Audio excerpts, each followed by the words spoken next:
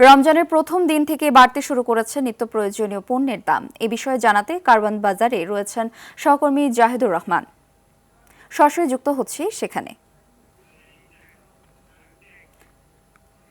জাহিদ, রমজানের প্রথম দিন নিত্যপণ্যের দাম কেমন দেখছেন জানাবেন। ঢাকা ইতিমধ্যে জানেন যে রমজান শুরু হয়ে গেছে এবং গতকালকে তারাবির মধ্য দিয়ে আজকে যে মানুষ সিয়াম সাধনার মাসটি শুরু হলো সেটি মানুষ রোজা রেখেছেন এবং মানুষ যে বাজার বিশেষ করে রমজান আসলে আমরা দেখি যে দ্রব্যমূল্যের জিনিস আকাশচুম্বী হয় এবং সেইটাই কিন্তু এবারও ব্যতিক্রম নয়। ইতিমধ্যেই আপনি দেখতে পাচ্ছেন যে আমি যে কারওয়ান বাজারে রয়েছি সেখানে আমি বেশ কয়েকটি ক্রেতা এবং বিক্রেতার সাথে কথা বলেছি যে পণ্যের দাম নিয়ে, এবং তারা যেটি আমাদেরকে জানিয়েছেন যে পণ্যের দাম আকাশচুম্বী এবং বিশেষ করে এই যে লেবু এবং শসা, বেগুন এবং অর্থাৎ রমজানের যে আনুষঙ্গিক ইফতারের সাথে যে জড়িত যে বিষয়গুলো সেই বিষয়গুলোতে দাম অত্যন্ত বেশি এবং লেবু এখানে 50 থেকে 80 টাকা দামে বিক্রি হচ্ছে। এছাড়া বিক্রি হচ্ছে বেগুন বিক্রি হচ্ছে 80 থেকে 100 টাকায়, শসা বিক্রি হচ্ছে 80 থেকে 100 টাকা। এছাড়া সবজি রয়েছে যে বিভিন্ন দাম, সেই সবজিগুলো তো বাড়তি রয়েছে। অর্থাৎ রমজানের নিত্যপণ্যের যে জিনিসগুলো রয়েছে ইফতারের সাথে সংযুক্ত সেই বিষয়গুলো প্রত্যেকটা দামই বেড়েছে। আমি একজন ভোক্তার সাথে যদি কথা বলতে চাই যে এই জিনিসের দামগুলো কেমন যদি বলেন। অনেক বেশি। কোনটা কিনতে আসছেন? আমি লেবু নিতে আসছি। কত করে কিনতেছেন? 60 টাকা হালি। কত ছিল? আগে অনেক কম ছিল, 20 টাকা। আগে তো 20 টাকা ছিল, এটা 20 টাকা থেকে 30 টাকা ম্যাক্সিমাম। এখন হয়ে গেছে তার ডাবল, মানে ডাবল কিছুগুলো আছে রিডাবল হয়ে গেছে, মানে 3 ডাবল এরকম হয়ে গেছে। মনে হয় আপনার কাছে এটা সিন্ডিকেট ছাড়া তো আর কিছু না, আমার মনে হয় এটা সিন্ডিকেট। কারণ এই লেবুটা আবার দেখবেন যে এক সপ্তাহ পরে আবার দাম কমে যাবে। এক সপ্তাহ আগে কিন্তু কম ছিল, আমি গত সপ্তাহে কিনছি 30 টাকা হালি, এই সপ্তাহে এসে দেখি 100 টাকা 120 টাকা। আসলে যে দামের কথা যে বলছিলেন যে কেন আসলে দামটা বেড়েছে, বলে সিন্ডিকেটের মতো প্রতিবারের মতো যেভাবে দাম বাড়ানো হয় সেভাবেই দাম বাড়ানো হচ্ছে এবং নতুন সরকার দায়িত্ব নেওয়ার পর তারা কিন্তু কঠোরভাবে বলেছেন যে যে কোনো জিনিসের দাম রমজানের মানুষের জন্য সহনীয় পর্যায়ে থাকে সেই বিষয়ে তারা ব্যবস্থা নেবেন। তবে এখন পর্যন্ত বাজারে যা অবস্থা, মানুষের নাবিশ্বাস বলতে গেলে, এবং আশা করা যায় যে যদি তদারকির মাধ্যমে বাজার নিয়ন্ত্রণ করা সম্ভব হয়। রাকা। ধন্যবাদ জাহিদ।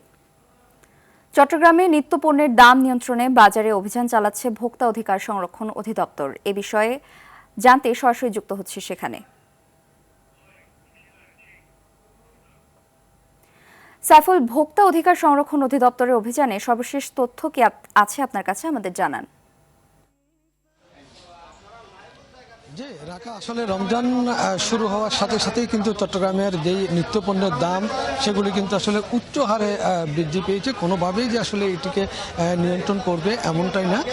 চট্টগ্রাম নগরীর কাজীরজৌরি বাজার, আসলে এই বাজারটিকে বলা হয় বড়লোক খ্যাত বাজার।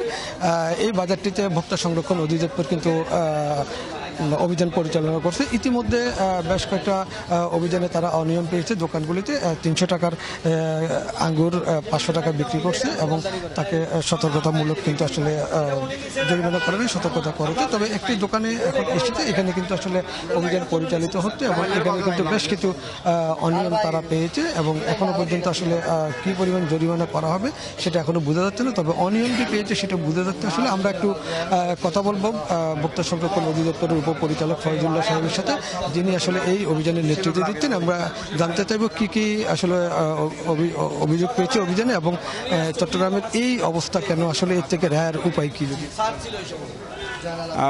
আমরা আসলে নিত্য প্রয়োজনীয় পণ্যের রমজানে যেগুলি ব্যবহৃত হয় এটার তদারকির জন্যই আসছি। তো আসলে দেখতে পাচ্ছি যে এখানে এই বাজারে গত 2 দিনের তুলনায় একটু দাম বেশি নিচ্ছে তারা, কিন্তু ভাউচার দেখাতে পারছে না। তারা বললো যে ভাউচার দেয় না। একটা ভাউচার দেখিয়েছে আমাদেরকে, কিন্তু সেই ভাউচারে কোন প্রতিষ্ঠানের নাম, ঠিকানা কি, মোবাইল নাম্বার কোনো কিছু উল্লেখ নেই। তো এটা আসলে ভাউচার না, তো এটা সেই প্রতিষ্ঠান অস্বীকার করবে। তো এখন তারা বলল যে তারা আমাদেরকে এটা রিয়াজ দিন বাজারে। তো আমরা তাদেরকে বললাম যে আমরা ঠিক আছে, আপনাকে নিয়ে সেখানে আমরা যাব।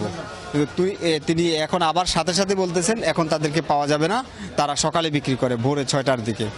তো তারা এমন একটা অস্তিত্বহীন একটা প্রতিষ্ঠান থেকে যদি তারা পণ্য কেনাকাটা করে তাহলে সেটা আসলে যাচাই করার কিভাবেই হবে। তাদের দায়িত্ব হচ্ছে তারা ভাউচারটা বুঝে নেবে, এমন প্রতিষ্ঠান থেকে পণ্য নেবে যে প্রতিষ্ঠান তাদেরকে ক্রয় ভাউচার দেবে। তার কত টাকা জরিমানা করেছে? জরিমানা করেছে, তাদের মূল্য তালিকা ছিল না, আমরা আসার পরে তারা এখানে মূল্য তালিকা টাঙিয়েছে। তা আমরা তাদেরকে 3000 টাকা সতর্কতামূলক অর্থদণ্ড করেছি। আমরা উত্তরণের উপায় হচ্ছে ব্যবসায়ীদেরকে সতর্ক হওয়া লাগবে, যারা পাইকারি এবং খুচরা বিক্রি করবে উভয় পক্ষকে সতর্ক হওয়া লাগবে। আর ভোক্তা যারা আছে তারাও একটু সচেতন হবে, যেখানে একটু কম দামে পাওয়া যাবে সেখান থেকে ক্রয় করবে, সেটা যে জায়গাটাই হোক।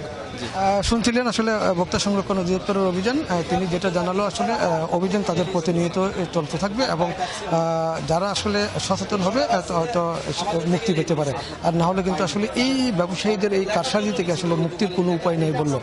চট্টগ্রামে প্রতিনিয়তই কিন্তু আসলে সবগুলো দামই দিন দিন বেড়ে চলছে। রাখা এই ছিল অভিযান নিয়ে আমার কাছে সর্বশেষ তথ্য। ধন্যবাদ সাইফুল।